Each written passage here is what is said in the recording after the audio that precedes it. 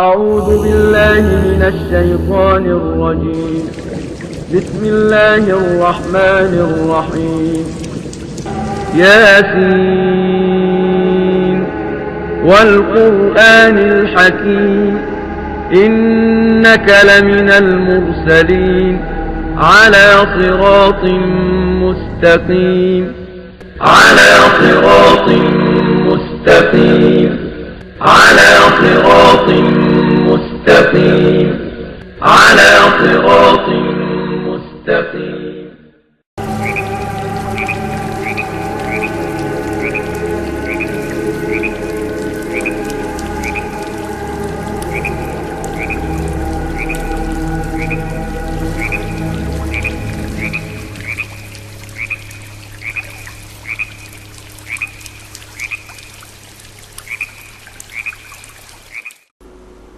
السلام علیکم ناظرین،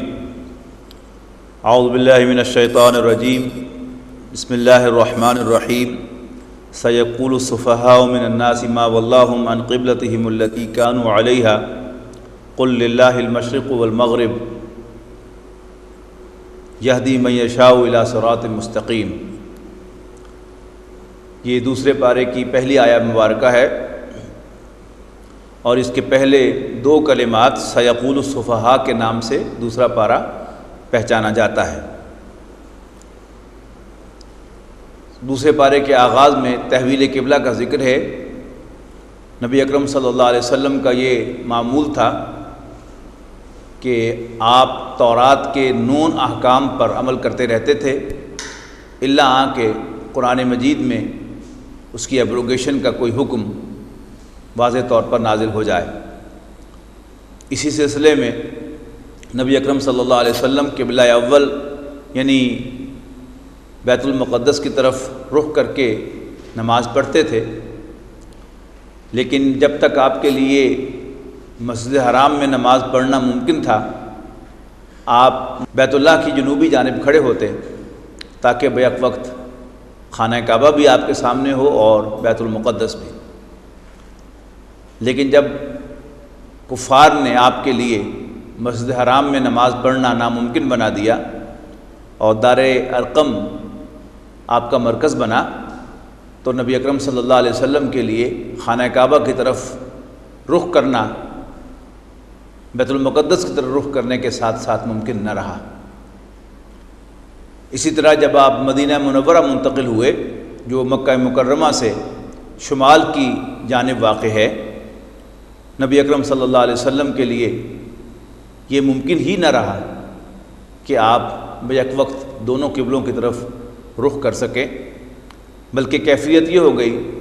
کہ جب آپ بیت المقدس کی طرف رخ کرتے تو خانہ کعبہ کی طرف آپ کی بیک ہوتی۔ نبی اکرم صلی اللہ علیہ وسلم اسی اصول کے مطابق خانہ کعبہ کی طرف اپنی بیک کر کے بیت المقدس کی طرف رخ کر کے نماز پڑھتے رہے۔ البتہ آپ کے دل میں یہ خواہش کہ آپ کی نماز کا قبلہ مسجد حرام یعنی ابراہیمی ہو جائے، اس کے لیے آپ بار بار آسمان کی طرف نگاہ اٹھا کر دیکھتے، منتظر رہتے کہ کب اللہ کی طرف سے حکم نازل ہوگا اور میں قبلہ اول کب آسمان سے حکم نازل ہوگا کہ میں اپنے آبائی قبلہ یعنی مسجد حرام کی طرف رخ کر کے نماز پڑھوں گا۔ تو فرمایا اس سورت کے اس پارے کے آغاز میں کہ عنقریب جب یہ حکم آئے گا تو بے وقوف لوگ کہیں گے کہ کس چیز نے پھیر دیا انہیں یعنی مسلمانوں کو، محمد صلی اللہ علیہ وسلم اور ان کے ساتھیوں کو،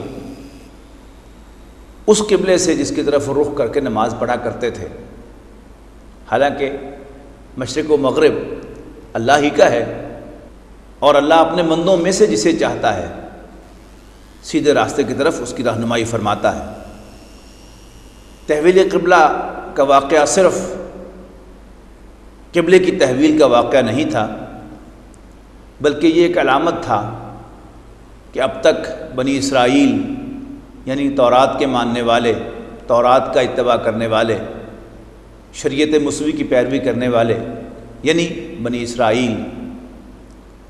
وہ اللہ کے دین کے کسٹوڈین تھے۔ ان کی حیثیت امت کے ائمہ کی تھی، امت کے لیڈرز کی تھی، لیکن آج لیڈرشپ ان سے لے لی گئی ہے، اور آج محمد صلی اللہ علیہ وسلم جو فرد ہیں بنی اسماعیل کے، یعنی بنی اسرائیل حضرت یعقوب کی اولاد ہیں، یعنی حضرت اسحاق کی اولاد، جبکہ بنی اسماعیل حضرت اسماعیل علیہ السلام کی اولاد ہیں۔ دونوں ابراہیمی نسلیں ہیں۔ پہلے حضرت اسحاق کی نسل نوع انسانی کی امامت کے مقام پر فائز تھی، ان کا قبلہ فالو کیا جاتا تھا۔ آج بنی اسماعیل کے فرزند حضرت محمد صلی اللہ علیہ وسلم کی قیادت میں، ان کی امامت میں ایک نئی امت تشکیل پا رہی ہے، جو امت مسلمہ یا امت محمد علیہ صاحب الصلاۃ والسلام کہلائی جانے والی ہے۔ جب بھی کوئی نئی آرگنائزیشن بنتی ہے تو اس کا کوئی میمورنڈم ہوتا ہے، اس کی کوئی قرارداد تاسیس ہوتی ہے، اس کے کچھ اغراض و مقاصد ہوتے ہیں۔ اب چونکہ ایک نئی امت خانہ کعبہ کے گرد وجود میں آ رہی ہے، لہٰذا اس کا میمورنڈم میں بیان فرما دیا گیا۔ آیت نمبر 144 میں وَكَذَلِكَ جَعَلْنَاكُمْ آیت نمبر 143 میں وَكَذَلِكَ جَعَلْنَاكُمْ أُمَّةً وَسَطًا لِتَكُونُوا شُهَدَاءَ عَلَى النَّاسِ وَيَكُونَ الرَّسُولُ عَلَيْكُمْ شَهِيدًا، اور یوں ہم نے تمہیں بنا دیا اے مسلمانوں ایک واسطہ امت، ایک درمیانی امت، تاکہ تم پوری نوع انسانی پر اللہ کی طرف سے گواہی دینے والے بن جاؤ، اور رسول اللہ صلی اللہ علیہ وسلم تم پر اللہ کی جانب سے گواہ بن جائیں۔ یہ وہ اہم ذمہ داری جس کا ذکر آگے جا کے قدر تفصیل کے ساتھ سورہ نساء میں آئے گا، امت مسلمہ کو تفویض کی گئی کہ تم اللہ کی جانب سے گواہ بن کر کھڑے ہوگے قیامت کے دن، اور ٹیسٹیفائی کرو گے کہ تم نے اللہ کا پیغام نوع انسانی تک پہنچا دیا۔ اور اسی کی بنیاد پر امت مسلمہ اگر واقعی یہ قرار پائی کہ اس نے اپنا حق ادا کیا ہے، تو نوع انسانی اللہ کی جانب سے مجرم قرار پائے گی، اور اگر یہ ثابت ہو گیا کہ امت مسلمہ نے اپنا فرض ادا نہیں کیا تو اس کا الاؤنس یقیناً نوع انسانی کو ملے گا، اور اس کا وبال امت مسلمہ پر آئے گا۔ اللہ تعالی ہمیں اپنی ذمہ داری کو صحیح طور پر ادا کرنے کی توفیق عطا فرمائے۔ اس کے بعد اس گفتگو کے اختتام پر ارشاد ہوا، بلکہ تحویل قبلہ کا حکم آنے کے بعد اس حکم کو بار بار ایمفیسائز اور ری ایمفیسائز کیا گیا ہے۔ اس کا مشاہدہ آپ کر سکتے ہیں کہ پہلے واحد کے صیغے میں 2 مرتبہ نبی اکرم صلی اللہ علیہ وسلم سے ارشاد فرمایا گیا، وَمِنْ حَيْثُ خَرَجْتَ فَوَلِّ وَجْهَكَ شَطْرَ الْمَسْجِدِ الْحَرَامِ۔ دیکھنا، اس حکم کو لائٹ نہ لینا، جہاں سے بھی نکلو، جدھر بھی جاؤ، اپنے چہرے کو، اپنے رخ کو نماز کے دوران خانہ کعبہ ہی کی طرف، مسجد حرام ہی کی طرف کرنا۔ اور پھر جمع کے صیغے میں مسلمانوں سے فرمایا گیا، وَحَيْثُ مَا كُنْتُمْ، اور دیکھو تم جہاں بھی ہو، فَوَلُّوا وُجُوهَكُمْ شَطْرَهُ، اپنے چہروں کو اسی کی طرف کرنا۔ اور پھر اس گفتگو کا اختتام فرمایا اللہ تعالیٰ کی اس نعمت کے تذکرے سے کہ جو اس نے رسول اللہ صلی اللہ علیہ وسلم کی شکل میں امت مسلمہ پر کی تھی، کما ارسلنا فیکم رسولا منکم یتلو علیکم آیاتنا، جیسے ہم نے تم میں بھیج دیا ہے اپنے ایک رسول کو صلی اللہ علیہ وسلم، جو تم ہی میں سے ہیں، وہ تمہیں اللہ کی آیات سناتے ہیں، ہماری آیات سناتے ہیں، اور تمہیں کتاب و حکمت کی تعلیم دیتے ہیں، اور تمہارا تزکیہ فرماتے ہیں، اور تمہیں وہ سب کچھ بتاتے ہیں جو تمہیں پہلے معلوم نہ تھا۔ اور پھر فرمایا فَاذْكُرُونِي أَذْكُرْكُمْ، بڑی خوبصورت آیت ہے، ہمیں مخاطب کرتے ہوئے، امت مسلمہ کو خطاب کرتے ہوئے، پس تم مجھے یاد رکھو، اذکرکم، میں تمہیں یاد رکھوں گا، واشکروا لی، اور میرے شکر گزار بنو، ولا تکفرون، اور میری ناشکری نہ کرو۔ اس کے بعد امت مسلمہ سے براہ راست خطاب شروع ہوا یا ایھا الذین آمنوا کے الفاظ سے، اے ایمان والو۔ اور پہلی وارننگ جو انہیں دی گئی، پہلا حکم جو انہیں دیا گیا وہ یہ تھا کہ اللہ کی مدد حاصل کرو صبر کر کے اور نماز پڑھ کر، اور ری ایشور کیا ان اللہ مع الصابرین، یقیناً اللہ تعالیٰ صبر کرنے والوں کے ساتھ ہے۔ اس کے بعد وارن کیا گیا کہ دیکھو یہ نہ سمجھنا کہ اسلام لانے کے بعد تم ٹھنڈی سڑک پر آ گئے ہو، تمہارے لیے کوئی ریڈ کارپٹ بچھا ہوا ہوگا جس پر چلتے ہوئے تم جنت میں جاؤ گے۔ جنت میں پہنچو گے تو ریڈ کیا، گرین کارپٹ بھی تمہارے لیے ہوگا، لیکن اس جنت تک پہنچنے کے لیے تمہیں ایک بڑے پرخطر راستے سے گزرنا پڑے گا۔ طرح طرح کی آزمائشیں قدم قدم پر تمہارا استقبال کریں گی، اور تمہیں پروو کرنا ہوگا کہ تم واقعی اللہ کے بندے ہو، تمہیں ثابت کرنا ہوگا کہ تم واقعی رسول اللہ صلی اللہ علیہ وسلم کے متبع اور پیروکار ہو۔ لہٰذا ہم تمہیں آزمائیں گے، جسمانی تکالیف دے کر، مالی پرابلم میں مبتلا کر کے، اور پھلوں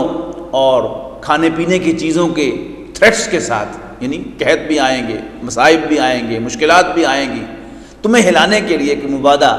تم کسی ٹیمپٹیشن میں آ کر دنیا کے معمولی مفادات کے لیے کہیں اللہ تعالیٰ کو پیٹھ تو نہیں دکھاتے، تم کہیں رسول اللہ صلی اللہ علیہ وسلم کا ساتھ تو نہیں چھوڑ دیتے۔ بہت زبردست الفاظ ہیں، وَلَنَبْلُوَنَّكُمْ بِشَيْءٍ مِّنَ الْخَوْفِ وَالْجُوعِ وَنَقْصٍ مِّنَ الْأَمْوَالِ وَالْأَنفُسِ وَالثَّمَرَاتِ وَبَشِّرِ الصَّابِرِينَ۔ یہی بات آگے چل کر آیت نمبر 214 میں پھر دہرائی جائے گی۔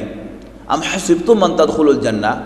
کیا تم یہ سمجھتے ہو کہ جنت میں داخل ہو جاؤ گے؟ وَلَمَّا يَأْتِكُم مَّثَلُ الَّذِينَ خَلَوْا مِن قَبْلِكُم، حالانکہ ابھی تم پر وہ حالات تو آئے ہی نہیں جو تم سے پہلوں پر آئے تھے۔ مَسَّتْهُمُ الْبَأْسَاءُ وَالضَّرَّاءُ وَزُلْزِلُوا، ان پر تو جسمانی تکلیف آئی تھی اور طرح طرح کے مصائب آئے تھے، بھوک آئی تھی، یہاں تک کہ وہ ہلا مارے گئے تھے۔ اللہ کے رسول اور ان کے ساتھی اہل ایمان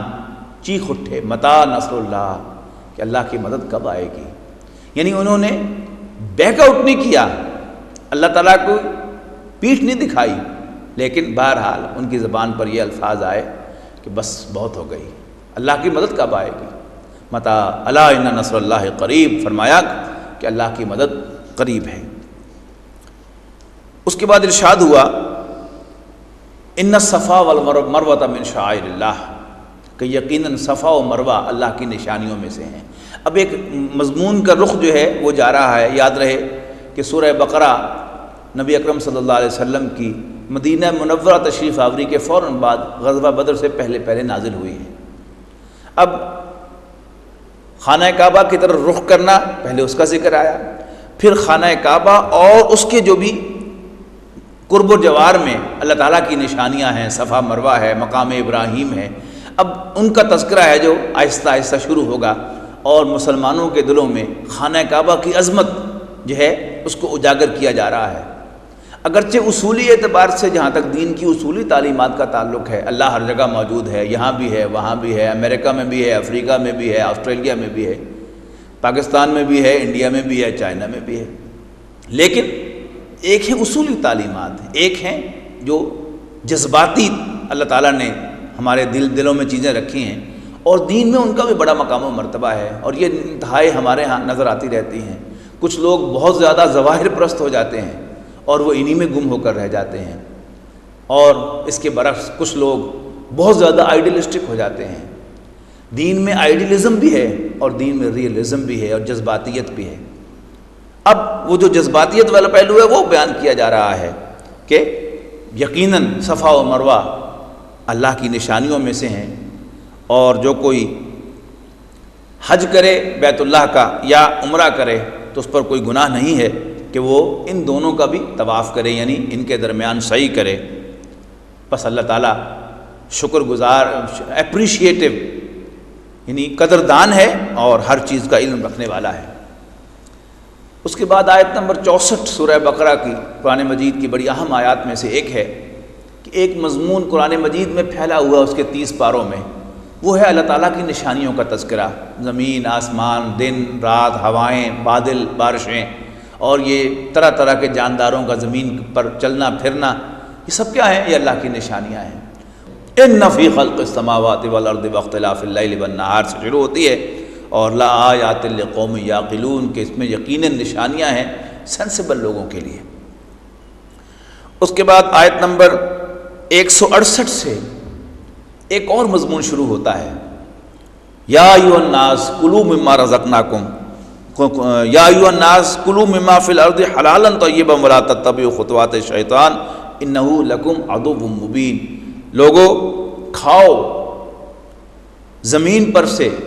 پاک اور عمدہ، اور دیکھنا شیطان کے نقوش پاک کی پیروی نہ کرنا، وہ تمہارا کھلا دشمن ہے۔ پھر یہی بات اہل ایمان کو مخاطب کر کے فرمائی گئی آیت نمبر 172 میں، یا ایھا الذین آمنوا کلوا من طیبات ما رزقناکم، ایمان والو کھاؤ جو کچھ ہم نے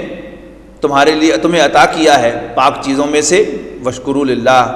اور اللہ کے شکر گزار بنو، ان کنتم ایاہ تعبدون، اگر تم واقعتاً اسی کے بندے ہو۔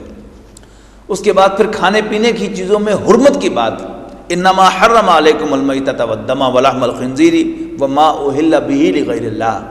یعنی دیکھیے ساتھ ساتھ چیزیں چل رہی ہیں، ایک طرف حلال و طیب کھانے کا حکم آ رہا ہے، ساتھ ساتھ اس پر ایک پابندی جو ہے وہ عائد کی جا رہی ہے،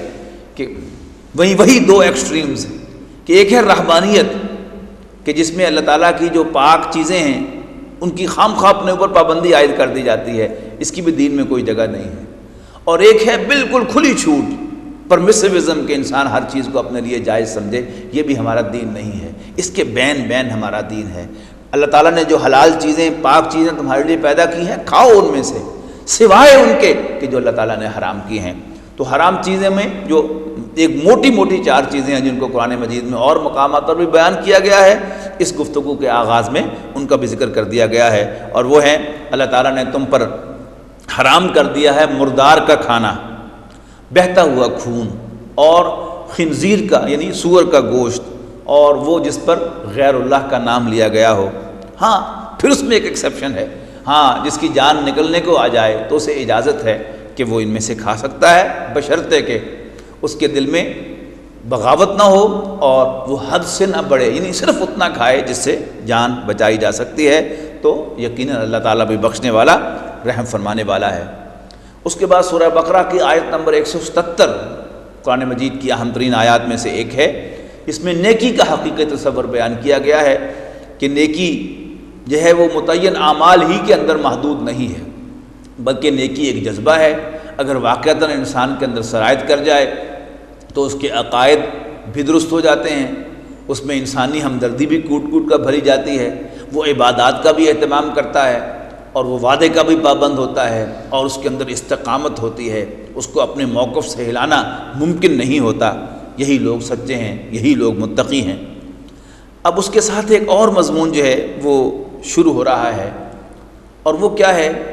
کہ دین کے تصورات میں، یعنی ایک تصور جو رہبانیت جس کی بیس اثر کیا ہے کہ دین میں بس نرمی ہے اور اخوت ہے اور معاف کرنا ہے اور درگزر کرنا ہے، اور یہ جو آئیڈیلسٹک ایٹیچیوڈ جو ہے انسان کے اندر پیدا ہوتا ہے کہ کسی سے بدلہ لینا یہ کوئی دینداری کی بات نہیں ہے، یہ کوئی انسانیت کی بات نہیں ہے، اس کی بھی قرآن مجید نفی کرتا ہے۔ اس میں جو سب سے کلاس کی بات ہے وہ کیا ہے؟ قصاص کا قانون، یا ایھا الذین آمنوا کتب علیکم القصاص فی القتلی، یعنی قتل کے معاملات میں قصاص کہتے ہیں خون کا بدلے خون کو، اور اس میں پھر ہر چیز کا، غلام کے بدلے غلام، آزاد کے بدلے غلام، کان کے بدلے کان، ناک کے بدلے کان، یعنی تمام، اگر کسی نے آپ کا کان ضائع کر دیا ہے تو آپ کو حق حاصل ہے کہ آپ بھی کلیم کر سکیں کہ اس کا کان ضائع کیا جائے، اگرچہ اس کی امپلیمنٹیشن اسلامی ریاست کرے گی، لیکن آپ کو حق حاصل ہے، آپ کو یہ بھی اختیار ہے کہ آپ معاف کر دیں۔ پھر ان دونوں کے درمیان بھی قرآن مجید ایک بیلنس کرتا ہے کہ معاف کرنے کا تعلق تمہارے ذاتی طرفوں کے ساتھ ہے، اگر تم درگزر کرو گے، معاف کرو گے تو تمہارا ذاتی کردار بلند ہوگا، البتہ اس سے معاشرے کے اندر جو بدکار لوگ ہیں، جو زیادتی کرنے والے لوگ ہیں، انہیں کھلی چھوٹ مل جائے گی۔ لہٰذا ایک طرف یہ فرمایا کہ ان تعفو خیر لکم، اگر تم معاف کرو گے وہ خود تمہارے حق میں بہتر ہوگا، وَلَكُمْ فِي الْقِصَاصِ حَيَاتٌ يَا أُولِي الْأَلْبَابِ، اور اے ہوش مندو تمہاری زندگی، معاشرتی زندگی جو ہے وہ قصاص کے اندر پنہا ہے۔ تو ان دونوں چیزوں کو بھی یہاں پر اسی صورت کے اندر بیان کیا گیا ہے۔ اس کے بعد پھر وصیت کا قانون آیا، یعنی جب وراثت کا قانون نازل نہیں ہوا تھا تو وصیت فرض کی گئی کہ تم اپنے والدین کے حق میں، اقربا کے حق میں وصیت کر کے جاؤ کہ تمہارے مرنے کے بعد جو ہیں جو بھی تمہارا بیٹا ہو وہ سارے کے سارے مال کا وارث بن کر نہ بیٹھ جائے، اور تمہارے بوڑھے والدین اگر زندہ ہوں وہ کوڑیوں کے محتاج نہ رہیں۔ اس کے بعد عبادات پر یعنی ایک سلسلہ ہے جو اسی صورت میں شروع ہوتا ہے، اور یہ مضمون باری باری آئیں گے، کبھی عبادات کا ذکر آئے گا، کبھی قتال کا ذکر آئے گا، کبھی خانہ کعبہ کی حرمت کا ذکر آئے گا، کبھی حج کا ذکر آئے گا، کبھی روزے کا ذکر آئے گا۔ تو اس سلسلے میں اب پہلے یہاں روزے کا ذکر آ رہا ہے، شہر رمضان الذی انزل فیہ القرآن، یعنی 23واں رکوع جو ہے وہ روزے اور رمضان پر مشتمل ہے۔ رمضان کا مہینہ وہ ہے جس میں قرآن نازل کیا گیا لوگوں کے لیے ہدایت بنا کر، اور ہدایت اور حق و باطل کے کھلے امتیازات کے ساتھ۔ بس جو کوئی تم میں سے اس مہینے میں موجود ہو اس پر لازم ہے کہ وہ اس کے روزے رکھے۔ ہاں جو بیمار ہو یا سفر میں ہو تو وہ بعد کے دنوں میں گنتی کو پورا کرے، اور اللہ تمہارے ساتھ کوئی سختی نہیں کرنا چاہتا، آسانی چاہتا ہے، اور یہ چاہتا ہے کہ تم گنتی کو پورا کر لو اور تم اللہ کا شکر کرو اس نعمت پر کہ جو اس نے تمہیں قرآن مجید کی شکل میں عطا کی ہے، اور اللہ کو بڑا کرو، یعنی اللہ کے دین کی بڑائی کو دنیا میں قائم کرو تاکہ تم شکر گزار بن جاؤ۔ اس کے بعد فرمایا کہ لوگ آپ سے میرے بارے میں پوچھتے ہیں تو آپ انہیں ری ایشور کریں کہ میں ان کے بہت قریب ہوں، اور جب کوئی پکارنے والا مجھے پکارتا ہے تو میں اس کی پکار کو سنتا ہوں، قبول کرتا ہوں، لیکن انہیں بھی چاہیے کہ وہ میرا کہنا مانا کریں، میری اطاعت کیا کریں، اور مجھ پر یقین رکھا کریں تاکہ وہ بھی راہ یاب ہو جائیں۔ اس گفتگو کے اختتام پر ایک بڑی اہم بات آئی ہے کہ بالعموم یہ بیماری سامنے آتی ہے کہ مسلمان بڑے اہتمام سے روزہ تو رکھتا ہے لیکن اپنے معاملات کو درست نہیں کرتا، تو روزے کا حاصل یہاں بیان فرمایا وَلَا تَأْكُلُوا أَمْوَالَكُمْ بَيْنَكُمْ بِالْبَاطِلِ، اور دیکھو ایک دوسرے کا مال غلط طریقے سے نہ کھاؤ، جائز طریقے سے کھاؤ، اور نہ ہی مال کو حاکموں تک پہنچاؤ رشوت کے لیے تاکہ تم لوگوں کے مال میں سے یعنی پبلک فنڈ میں سے کوئی حصہ غلط طریقے سے ہڑپ کر سکو جانتے بوجھتے ہوئے۔ اس کے بعد چاند کے بارے میں پوچھا گیا، یہ کچھ سوالات ہیں اب جو آ رہے ہیں بار بار، یسألونک، اے نبی آپ سے پوچھتے ہیں۔ اب اس میں آ رہا ہے لوگ آپ سے چاند کے بارے میں پوچھتے ہیں کہ یہ چاند گھٹتا بڑھتا کیوں ہے، آپ بتائیں کہ یہ لوگوں کے لیے کیلنڈر ہے اور حج کا سیزن معلوم کرنے کے لیے، حج کے ایام معلوم کرنے کے لیے ایک ذریعہ ہے، اور عرب کلچر کے اندر ان کی معیشت کے اندر ریڑھ کی ہڈی کی حیثیت جو تھی وہ حج کو حاصل تھی۔ اس کے بعد پھر خانہ کعبہ جو ہے وہ مرکز تو ہے مسلمانوں کا، قبلہ تو ہے مسلمانوں کا، لیکن وہ ہے کس کے کنٹرول میں؟ وہ کفار کے کنٹرول میں ہے۔ حج مسلمانوں پر فرض کیا جانے والا ہے لیکن حج وہ کر نہیں سکتے، عمرہ کر نہیں سکتے، اس لیے کہ وہاں پر مشرکین کا کنٹرول ہے۔ تو وَقَاتِلُوا فِي سَبِيلِ اللَّهِ الَّذِينَ يُقَاتِلُونَكُمْ، حکم دے دیا گیا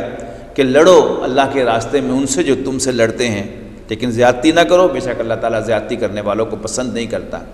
اور پھر سختی کے ساتھ فرمایا ان سے لڑو، جہاں انہیں قتل کرو جہاں بھی انہیں پاؤ، اور انہیں وہاں سے نکالو جہاں سے انہوں نے تمہیں نکالا ہے۔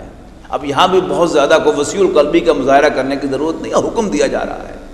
کہ جہاں سے قریش نے، کفار نے تمہیں نکالا ہے تم انہیں وہاں سے نکال باہر کرو، بہت زیادہ وسیع القلبی کا مظاہرہ کرنے کی ضرورت نہیں ہے۔ اور دیکھو وَالْفِتْنَةُ أَشَدُّ مِنَ الْقَتْلِ، فتنہ، فساد، اللہ تعالیٰ کی بغاوت، یہ انسانی قتل سے بڑا جرم ہے۔ یہ بڑی اہم بات ہے نوٹ کرنے کی ہے کہ قرآن مجید کا اصل تصور کیا ہے، اس لیے کہ آج بھی جو سیکولر ورلڈ ہے وہ اس چیز کو پروموٹ کرتا ہے کہ انسانی قتل جو ہے یہ بڑا جرم ہے۔ فرمایا جا رہا ہے کہ انسانی قتل سے بھی بڑا جرم جو ہے وہ اللہ تعالیٰ کی بغاوت ہے۔ اس کے بعد پھر واضح طور پر فرمایا وقاتلہم، یعنی ان سے جنگ جو ہے وہ کب تک جاری رکھو گے؟ حتی لا تکون فتنۃ، یہاں تک کہ فتنہ فروغ ہو جائے، ویکون الدین للہ، اور دین کل کا کل اللہ ہی کے لیے ہو جائے۔ لیکن اگر وہ باز آ جائیں اپنی حرکتوں سے اور ریزسٹنس ترک کر دیں تو پھر خام خواہ ان پر زیادتی نہ کرنا۔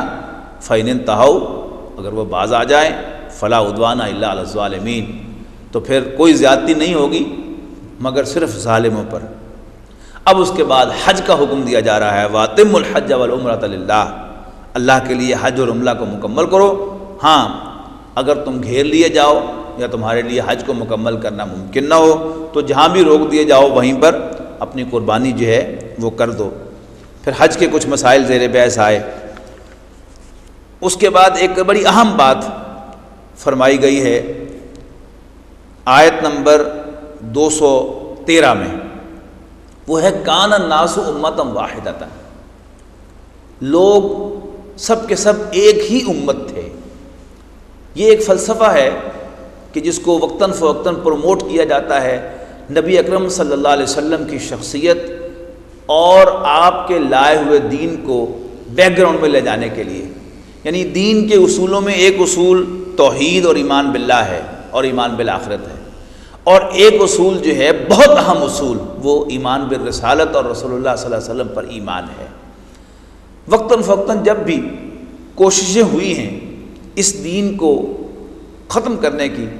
ان میں سے ایک خاص جو ڈائمنشن ہے اس کی وہ یہ ہے کہ توحید کو پروموٹ کیا جائے، آخرت کو پروموٹ کیا جائے، اور چونکہ یہ تمام مذاہب کی ایک مشترک قدر ہے اور اس سے تمام مذاہب کے درمیان وحدت پیدا ہو سکتی ہے، لہٰذا ایمان بالرسالت کو، اور اس میں بھی خاص طور پر رسول اللہ صلی اللہ علیہ وسلم پر ایمان کو ذرا بیک گراؤنڈ میں کر دیا جائے تو تمام لوگوں کے درمیان وحدت پیدا ہو سکتی ہے۔ یہی وہ کام تھا جو اکبر اعظم نے کیا تھا، دین الہی، یعنی میرے الہ کا دین، اللہ کا دین، اور اس میں سے رسول اللہ صلی اللہ علیہ وسلم کو نکالنے کی کوشش کی گئی تھی، جس پر چٹان بن کے کھڑے ہو گئے اس کے مقابلے میں حضرت شیخ احمد سرہندی، حضرت مجدد الفسانی رحمۃ اللہ علیہ۔ آج پھر ضرورت ہے، کوشش کی جا رہی ہے کہ حضور صلی اللہ علیہ وسلم کی شخصیت کو بیک گراؤنڈ میں لے جایا جائے، اس کو گول کر دیا جائے اور صرف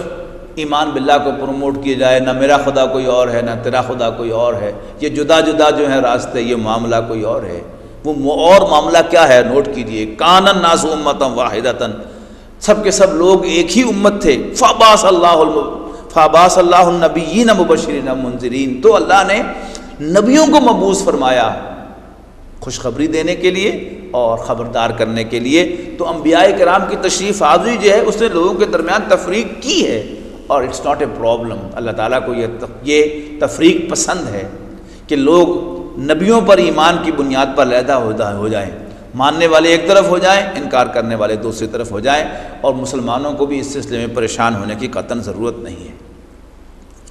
اس کے بعد حرمت والے مہینوں کے بارے میں ارشاد فرمایا گیا، اور یہ بھی بڑا اہم نقطہ ہے کہ نبی اکرم صلی اللہ علیہ وسلم کے ساتھیوں سے، صحابہ کرام سے حرمت والے مہینوں کی حرمت پامال ہو گئی غلطی سے یا غلط فہمی سے، لیکن اس پر کفار نے شور مچایا کہ لو یہ کیسا دین ہے، یہ محمد کیسے دیندار ہیں، یہ کون سے دین کو پروموٹ کر رہے ہیں۔ بڑے خوبصورت الفاظ میں اللہ تعالیٰ سائیڈ لیتا ہے مسلمانوں کی، ذرا توجہ سے سنیے گا کہ یہ آپ سے پوچھتے ہیں حرمت والے مہینوں کی حرمت کے بارے میں اور اس کے اندر قتال کرنے کے بارے میں، ہاں کہہ دو ان سے کہ وہ ایک گناہ کی بات ہے، لیکن بڑا خوبصورت ہے، وَصَدٌّ عَن سَبِيلِ اللَّهِ وَكُفْرٌ بِهِ وَالْمَسْجِدِ الْحَرَامِ وَإِخْرَاجُ أَهْلِهِ مِنْهُ أَكْبَرُ عِندَ اللَّهِ، اللہ کے نزدیک اللہ کے راستے سے روکنا، اللہ کا انکار کرنا، مسجد حرام کی حرمت کو پامال کرنا اور اس کے رہنے والوں کو اس سے نکالنا اللہ کے نزدیک بڑے بڑے کرائمز ہیں، بہت بڑے کرائم ہیں۔ یعنی مراد کیا ہے کہ حرمت والے مہینے کی حرمت مسلمانوں سے پامال ہوئی ہے تو اس پر تو بڑا شور مچا رہے ہیں، اور آج تک جو مسجد حرام کی حرمت کو پامال کرتے رہے اس کا انہیں کوئی خیال نہیں ہے، اللہ کے راستے سے روک رہے ہیں، یہ بڑے جرم ہیں۔ یعنی یہ صاف معلوم ہوتا ہے کہ اللہ تعالیٰ مسلمانوں کی سائیڈ لے رہا ہے،